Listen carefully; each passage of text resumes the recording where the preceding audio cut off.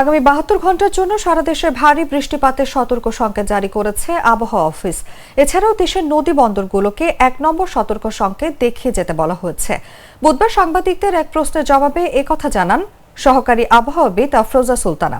আগামী 25শে জুন পর্যন্ত বৃষ্টি অব্যাহত থাকতে পারে বলেও জানান তিনি।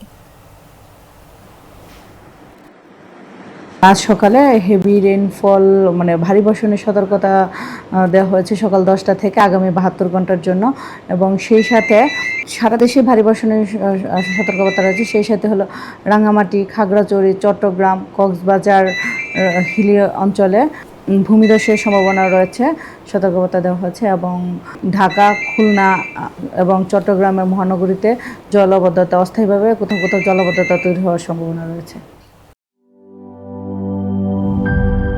এই ঈদে জামা জুতো অ্যাক্সেসরিজের ডিসকাউন্ট।